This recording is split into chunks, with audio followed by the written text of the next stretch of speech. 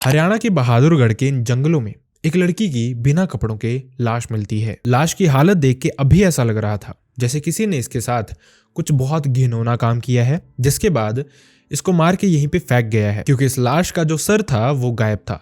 देखने में क्लियरली लग रहा था कि ये कत्ल किया गया है, लेकिन कत्ल करने वाला बहुत शातिर था, क्योंकि कोई भी ऐसी चीज नहीं थी जिसके थ्रू पुलिस इस कातिल तक पहुंच पाए। सबसे पहले तो लाश का सर काट दिया गया था ताकि लाश की पहचान ना हो सके। उसके बाद लाश के सारे कपड़े भी खुलवा के फेंक दिए गए थे ताकि कपड़ों से भी लाश को पहचाना ना जा सके। और तीसरी सबसे बड़ी बात ये कि ना तो लाश के आसपास कोई फोन था, ना कोई आइडेंटिटी कार्ड था, और ना ही कुछ ऐसा था जिससे पुलिस इस लड़की की आइडेंटिटी पहचान पाए। हरियाणा की यमुनानगर पुलिस के पास कोई भी ऑप्शन ही नहीं था, लेकिन पुलिस अपनी इंटेलिजेंस का यूज करती है। पुलिस दिन रात एक कर देती है इस केस को सॉल्व करने के लिए। और ये इंसिडेंट 7 दिसंबर 2025 को हुआ था, लेकिन एक हफ्ते के बाद ही पुलिस कातिल तक पहुंचती है। और जब कत्ल का खुलासा होता है तो पता चलता है सिर्फ शारीरिक प्यार ही आपको लाइफ लॉन्ग साथ में नहीं रख सकता, और अगर जबरदस्ती आप ये करने की कोशिश करते हैं तो कुछ इतने भयानक जुर्म होते हैं जिसकी वजह से बहुत सारी जिंदगियां तबाह हो जाती हैं। जब इस मिस्ट्री से पर्दा उठता है तो रिश्तों, धोखे और बेरहमी की ऐसी परतें निकल के सामने आती हैं जो आपको झकझोर के रख देंगी। इंसिडेंट है 7 दिसंबर 2025 का, जब हरियाणा की यमुनानगर की एक नर्सरी में पुलिस को एक सरकटी लाश मिलती है, वो भी बिना कपड़ों के। लेकिन पुलिस को पहचानना ये था कि आखिरकार ये लाश है किसकी। इसी के चलते पुलिस आसपास के सब पुलिस स्टेशंस में पूछना शुरू कर देती है कि क्या वहां पे कोई भी किसी भी औरत के मिसिंग होने की रिपोर्ट लिखवा के गया है। जब हरियाणा में इस तरह की कोई भी रिपोर्ट नहीं निकलती है तो इसके बाद पुलिस आसपास की स्टेट्स में पता करना शुरू कर देती है, चाहे वो हिमाचल प्रदेश हो, पंजाब हो या फिर हो यूपी। लेकिन इस सब के बावजूद पुलिस के हाथ कुछ भी नहीं लग रहा था। मतलब इस औरत के मिसिंग होने तक की रिपोर्ट किसी ने नहीं लिखवाई थी। ये कैसे पॉसिबल था? अब जब कोई भी खुलासा नहीं हो रहा था, कहीं से भी कोई भी मिसिंग रिपोर्ट नहीं मिली थी, और देखते ही देखते 3 से 4 दिन बीत गए थे। इसके बाद पुलिस फैसला करती है कि 11 दिसंबर को ये जो लाश मिली थी बिना सर के, उसका पोस्टमार्टम करवा दिया जाए, ताकि ये क्लियर हो कि क्या मरने से पहले इस औरत के साथ कुछ गलत किया गया है या नहीं। और इस सब के दौरान पुलिस अपना आखिरी हथियार यानी कि इलेक्ट्रॉनिक सर्वेलेंस का सहारा लेना शुरू कर देती है। एक तरफ इस लाश का पोस्टमार्टम होता है बिना सर के, और ये चीजें क्लियर होती हैं कि इस लाश के साथ या फिर इस शरीर के साथ कोई भी छेड़छाड़ नहीं की गई थी। किसी भी तरह की चोट अभी तक देखने में सामने नहीं आई थी, और क्लियरली पता चल रहा था कि सिर्फ गला घोटने की वजह से इसकी जान ली गई है। शायद उसके बाद ही इसका गला काटा गया है। बहुत सारी चीजें खुल के सामने आ गई थी। विसरा रिपोर्ट का वेट किया जा रहा था, जिसको अभी लगभग 1 महीना लगना था। वहीं दूसरी तरफ इस लाश का अंतिम संस्कार करवा दिया जाता है सेवा समिति की हेल्प से। और इसी सब के बीच 11 से 12 दिसंबर के बीच में ही पुलिस के हाथ इलेक्ट्रॉनिक सर्वेलेंस की वजह से कुछ लगता है। पुलिस जब सीसीटीवी फुटेजेस चेक करती है तो जहां पे ये इंसिडेंट हुआ था उसके आसपास एक संदिग्ध गाड़ी दिखाई देती है, जो कि यूपी के सहारनपुर की थी। और ये इकलौती ऐसी गाड़ी थी जो कहीं ना कहीं पुलिस को डाउट देके जा रही थी। अब जैसे जैसे चीजें आगे बढ़ती हैं, ये कड़ियां जुड़नी शुरू होती हैं। मतलब ये गाड़ी उन्हीं एरियाज में घूम रही थी जहां पे ये पॉसिबल था कि ये सब कुछ किया गया हो, और रात के अंधेरे में किया गया हो। क्योंकि लाश मिलने पे, उसका पोस्टमार्टम होने पे पता चल गया था कि 6 दिसंबर रात के 8 से 10 के बीच में ही ये खून हुआ था। अब जब पुलिस देखती है कि इस गाड़ी की सीसीटीवी फुटेज उसी एरिया की है जहां पे ये खून हुआ था, उसी समय की है जिस समय ये खून हुआ था, तो इस गाड़ी में बैठे हुए इंसान, या फिर ये कहें कि उस एरिया के उस टाइम के आसपास जितने भी फोन नंबर एक्टिव थे उनको ट्रेस किया जाता है। और पुलिस के हाथ फाइनली एक इंसान का पता चलता है। ये इंसान था यूपी के सहारनपुर के टिडोली गांव से। जैसे ही पुलिस वहां पे पहुंचती है तो एक इंसान को अरेस्ट किया जाता है। इस इंसान का नाम था बिलाल, उम्र 30 साल। 13 दिसंबर को पुलिस बिलाल के घर पहुंची थी, और इत्तेफाक से 14 दिसंबर को यानी कि अगले ही दिन बिलाल की शादी होने वाली थी।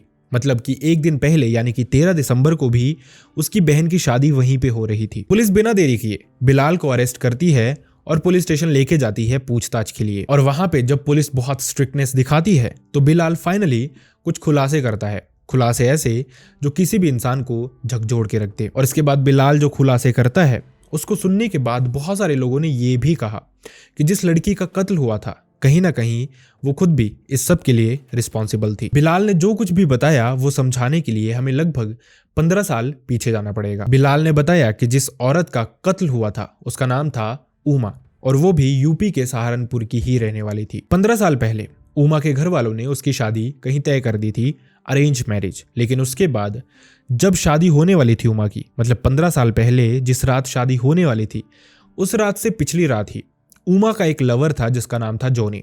वो उमा के घर पहुंचता है और उसको भगा के उसके घर से ले जाता है। मतलब उमा अपने लवर जॉनी के साथ भाग गई थी और उसके बाद उन्होंने शादी भी कर ली थी। जिसके बाद जो उमा की फैमिली थी उन्होंने उमा के साथ कोई भी रिश्ता नहीं रखा था। लगभग 15 साल उमा अपने हस्बैंड के साथ जॉनी के साथ रहती है जिससे उसने लव मैरिज की थी। लेकिन 15 साल रहने के बाद जब उनका एक बेटा भी था 13 साल का, उस दौरान उमा की मुलाकात होती है बिलाल से। बिलाल उन्हीं के एरिया के आसपास एक टैक्सी ड्राइवर था। ये मुलाकात बातों में बदल जाती है और ये बातें प्यार में बदल जाती हैं। मतलब आप खुद सोचिए कि एक लव मैरिज, किसी औरत ने लव मैरिज की है, मतलब खुद से अपने प्यार से शादी की है, लेकिन उसके बावजूद 15 साल के बाद उसको किसी और इंसान से प्यार हो जाता है। क्या ये किसी तरह का सच्चा प्यार था? खैर, अभी एक तरफ जो उमा थी वो शादीशुदा थी जॉनी के साथ, वहीं दूसरी तरफ उसका एक एक्स्ट्रा मैरिटल अफेयर शुरू हो गया था बिलाल नाम के इंसान से। शादी के 15 साल हो जाने के बाद, मतलब लगभग 1.5 साल पहले, जो उमा थी वो अक्सर अपने घर पे जॉनी से लड़ती रहती थी जिससे उसकी शादी हुई थी।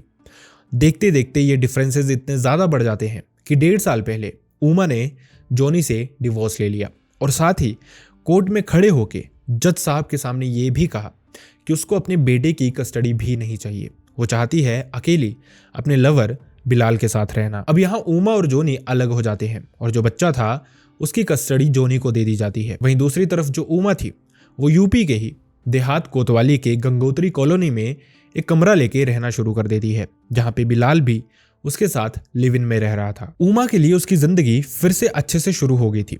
बिलाल ही यहाँ पे उमा का हर तरह का खर्चा उठाया करता था। इसके अलावा उमा भी हल्का फुल्का काम कर रही थी, लेकिन मेजॉरिटी में जो खर्चे थे वो बिलाल ही संभालता था। लेकिन बिलाल ने अपने घर पे कुछ भी नहीं बताया था कि वो किसी के साथ लिव इन में रह रहा है या फिर वो किसी से प्यार करता है, और इसका सबसे बड़ा रीजन था अलग अलग धर्मों से दोनों का होना। बिलाल जानता था कि उसकी फैमिली शायद उमा से उसको शादी करने के लिए अलाउ ना करे, और दूसरी बात यह भी थी कि कहीं ना कहीं वक्त बीतने के साथ बिलाल का मन भी उमा से भरता जा रहा था।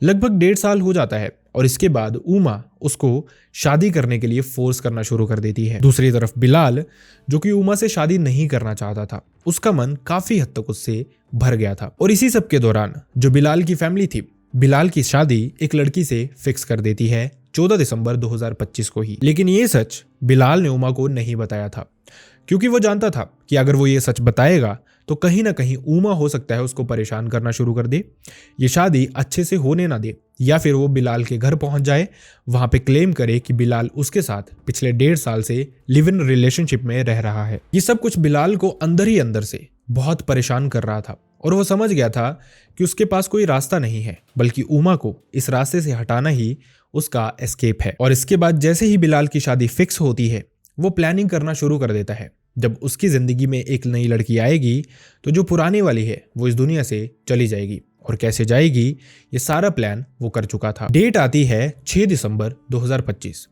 रात का समय था। बिलाल वापस अपने रूम पहुंचा था जहां पे वो उमा के साथ रह रहा था। उमा से वो कहता है रात के लगभग 7 से 8 बजे कि चलो मैं तुम्हें लॉन्ग ड्राइव पे लेके चलता हूँ। उमा बहुत खुश थी कि फाइनली हम बाहर जा रहे हैं, डिनर बाहर करेंगे, इंजॉय करेंगे। इसी के चलते उमा भी अग्री हो जाती है। 8 बजे के आसपास वो यूपी के सहारनपुर से निकलते हैं। लगभग 80 किलोमीटर का सफर वो तय करते हैं हरियाणा की तरफ, और हरियाणा के आसपास पहुंचने के बाद बिलाल कोशिश करता है एक रूम ढूंढने की, क्योंकि उसकी प्लानिंग थी एक कमरा लेके वो उस कमरे में ही ये सब कुछ करेगा। लेकिन बिलाल को कहीं कमरा मिलता ही नहीं है, जिसके बाद वो प्लान को चेंज करता है। प्लान को चेंज करने के बहाने वो बीच रोड में, जहाँ पे देखता है आसपास ज़्यादा गाड़ियाँ नहीं हैं, वहाँ पे अपनी गाड़ी पार्क करता है और बहाने से उमा को कहता है कि जो सीट बेल्ट है वो फिक्स नहीं हो रही। बिलाल गाड़ी ड्राइव कर रहा था, उमा उसकी सामने वाली सीट पे बैठी थी। दोनों ही सीट्स पे सीट बेल्ट मैंडेटरी होती है। इसी के चलते बिलाल गाड़ी रोक के पीछे वाली सीट पे जाता है। हालांकि उमा अभी भी आगे ही बैठी हुई थी। वो इस सीट बेल्ट को फिक्स करने के बहाने उमा की सीट बेल्ट को खुलवाता है और उसके बाद उसी सीट बेल्ट से उसका गला घोटना शुरू कर देता है। उमा को शायद 1 सेकंड पहले तक ये पता भी नहीं था कि बिलाल के इंटेंशंस क्या हैं और वो क्यों उसको बाहर घुमाने लेके आया है, लेकिन अब धीरे धीरे चीजें क्लियर हो रही थी, लेकिन उमा के लिए बहुत देर हो चुकी थी। बिलाल तब तक उमा का गला घोटता रहता है जब तक उमा की जान नहीं चली जाती, और उमा की जान जाने के बाद बिलाल लाश के साथ इसी गाड़ी में बैठता है और आसपास घूमना शुरू कर देता है, एक प्लानिंग करते हुए कि किस तरह से वो इन सारी चीजों से निजात पाएगा। सबसे पहले बिलाल बहादुरगढ़ के आसपास एक नर्सरी में पहुंचता है। वहां पे देखता है कोई भी इंसान नहीं था, रात का ये वक्त था। इसी के चलते वो सबसे पहले उमा के कपड़े उतारता है, उसके बाद उसकी लाश को इसी नर्सरी के बीचों बीच लेके जाता है। वहां पे जो चिकन काटने वाला चाकू होता है वो बिलाल अपने साथ गाड़ी में ही रखे हुआ था। उस चाकू को निकालता है और इसी नर्सरी के बीचों बीच जाके उमा का गला उसके धड़ से अलग कर देता है। धड़ को वहीं पे फेंक देता है बिना कपड़ों के और सर को अपने साथ ही ले जाता है। प्लानिंग इसी तरह की थी कि लाश पे ना तो कोई कपड़ा था और ना ही सर था। पुलिस आखिरकार उसको पहचान कैसे पाएगी, और इस सर को ले जाके थोड़ी ही दूरी पे लाल ढांग के जंगलों में खाई में फेंक देता है। बिलाल जानता था कि ये जो खाई है इसमें बहुत सारे जानवर रहते हैं, पॉसिबली थोड़े ही टाइम में जो उमा का सर है इसको जानवर खा जाएंगे और उसके बाद पुलिस के हाथ कुछ भी नहीं लगेगा। लेकिन बिलाल इस सबसे बेखबर था कि पुलिस अगर अपनी आई पे आ जाए तो कातिल चाहे कितना भी शातिर क्यों ना हो उसको ढूंढ ही निकालती है। इसी तरह से बिलाल के साथ भी हुआ।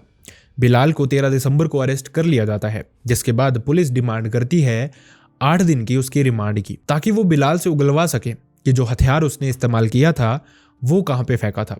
पुलिस चाहती है एक बहुत स्ट्रॉन्ग केस बिलाल के अगेंस्ट बनाना, ताकि बिलाल को किसी भी तरह की रिलैक्सेशन कोर्ट की तरफ से मिल ही ना पाए और पुलिस का केस इतना स्ट्रॉन्ग हो कि बिलाल को सख्त से सख्त सजा हो। खैर, उमा का 15 साल पहले अपने आशिक जोनी के साथ भाग जाना और उसके बाद अलग होके फिर से बिलाल के साथ रहने लग पड़ना, यही वो कारण था जिसकी वजह से पुलिस को कहीं पे भी किसी के भी मिसिंग होने की पुलिस रिपोर्ट मिली ही नहीं थी, क्योंकि उमा का भी इस दुनिया में बिलाल के सिवा कोई था ही नहीं। उसकी फैमिली 15 साल से उससे बातचीत करती ही नहीं थी।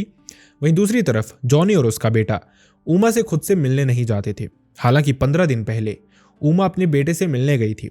जब जॉनी वहां पे नहीं था, अपने बेटे को वो कुछ कपड़े देके आई थी, लेकिन इसके अलावा उनकी बातचीत ज्यादा होती ही नहीं थी। इनफैक्ट जब पूछा गया तो उमा के बेटे ने खुद बताया कि पिछले 1-1.5 साल से उसकी माँ उसके पिता से बिना किसी कारण के ही लड़ती रहती थी। शायद रीजन यही था वो उनसे अलग होना चाहती थी, और शायद रीजन यही था कि वो बिलाल के साथ रहना चाहती थी। वो निकली तो थी 1.5 साल पहले अपनी एक नई जिंदगी बसाने, लेकिन वो नहीं जानती थी कि सिर्फ 1.5 साल ही हैं उसकी जिंदगी के बाकी बचे हुए। अगर वो जॉनी के साथ रहती, अपने बेटे के साथ रहती, तो अच्छे से रहती, जिंदा भी रहती, लेकिन ये जो एक्स्ट्रा मैरिटल अफेयर था इसने उसकी जान ले ली। आपका क्या मानना है, इसमें विक्टिम कौन है और कल्प्रिट कौन है? आप अपने सुझाव, अपने ओपिनियन हमें कमेंट सेक्शन में बता सकते हैं। इस तरह के इंसिडेंट शेयर करने से हमारा इंटेंशन या फिर मोटिव किसी की भावनाओं को ठेस पहुंचाने का नहीं है, बल्कि हम चाहते हैं कि दुनिया में अवेयरनेस आए, आप जाने कि किस तरह से लोग अपने खौफनाक इरादों को अंजाम देते हैं। आई रियली होप आप अपना ध्यान रखेंगे। See you next time in the next video. Bye bye.